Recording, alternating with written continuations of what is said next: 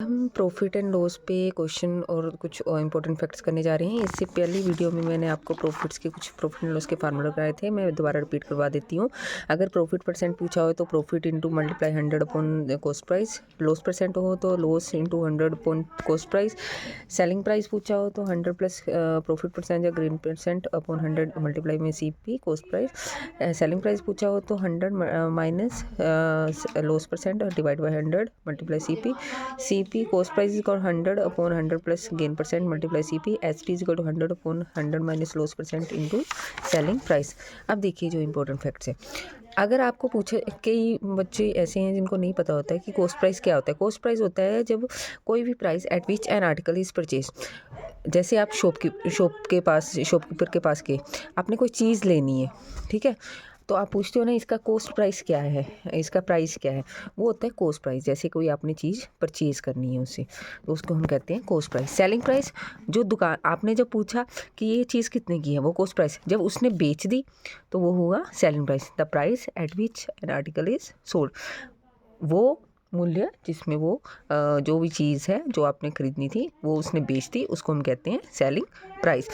अब अगर आपको पूछा जाए प्रॉफिट या फिर गेन, तो उसका फार्मूला होता है selling price minus cost price. जैसे उसने सेलिंग प्राइस उसका था 100, आपने कॉस्ट प्राइस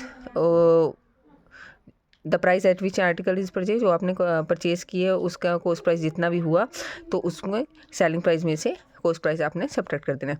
अगर आपको पूछा है लॉस कब होगा, अगर मान लो दुकानदार ने चीज़ महंगी दी है, महंगी लगाई है रेट में, लेकिन आपने उसका मूल्य उसका दाम कम करके दिया है, तो उसको उस दुकानदार को हो जाएगा लॉस। तो cost price minus selling price. अब देखिए, अगर कोई भी चीज़ बेची जाती है गेन ऑफ 20%, तो उसका सेलिंग प्राइस क्या होगा 120, मतलब 100 प्लस 20% ऑफ कॉस्ट प्राइस। अगर आर्टिकल कोई बेचा जाता है एट द लॉस ऑफ 10%, 100 में से 10 सब्ट्रैक्ट करेंगे तो वो आ जाएगा 90% ऑफ कॉस्ट प्राइस। अब देखिए इससे रिलेटेड क्वेश्चन कहता है ए टेबल इज़ बाउट फॉर ₹950। एक कोई मेज़ है, वो ख़रीदा जाता है 950 रुपीज़ में, वो बेचा जाता है 1140 रुपये में। फाइंड करो प्रॉफिट परसेंट या गेन परसेंट। तो हमें पता है कॉस्ट प्राइस दिया हुआ है हमें 950, सेलिंग प्राइस दिया हुआ है 1150। तो हमारे प्रॉफिट का फार्मूला होता है selling price minus cost price. तो मैंने लिख दिया गेन या profit is equal to selling price minus cost price. 1150 हमारा वो था सेलिंग प्राइस, 950 कॉस्ट प्राइस था। तो यहाँ पे जब हम सब्ट्रैक्ट करेंगे 5 में से 5 सब्ट्रैक्ट किए 0, 11 में से 9 सब्ट्रैक्ट किए 2, तो हमारा आ गया 200 प्रॉफिट। अब हमने प्रॉफिट परसेंट निकालना है। हमने फार्मूला इस पीछे पढ़े थे। प्रॉफिट परसेंट का फार्मूला होता है profit multiply by 100 divide by cost price. Profit हमारा आया 200 मल्टीप्लाई 100, कॉस्ट प्राइस हमारा था 950। अब इसको 0 के साथ 0 कट कर दो। 195 का होता है 19 मल्टीप्लाई 5 होता है 95, 5 इंटू 10 होता है। अब देखिए 205 टू 0 के साथ 0 कट कर दी। 200 मल्टीप्लाई 10 अपॉन 95, 19 मल्टीप्लाई 5 होता है 95, 5 2 का होता है 10, तो यहाँ पे आ गया 2, यहाँ पे आ गया 19। अब 2 इंटू 2 400 डिवाइड बाई 19, जब हम इसको डिवाइड करेंगे तो हमारे पास आएगा 21.052%। नेक्स्ट क्वेश्चन में देखिए, a bat is bought for ₹75। कोई एक बैट है वो खरीदा जाता है 75 रुपये में और बेचा जाता है गेन ऑफ 8% में। गेन परसेंट दिया हुआ है यहाँ पे आपको, ठीक है। तो फाइंड इट सेलिंग प्राइस, तो कहता है सेलिंग प्राइस पता करो। तो जैसे SP है, SP जैसे 8% में दिया हो तो हम 100 ऐड करेंगे, तो 100 प्लस 8 आ जाएगा 108।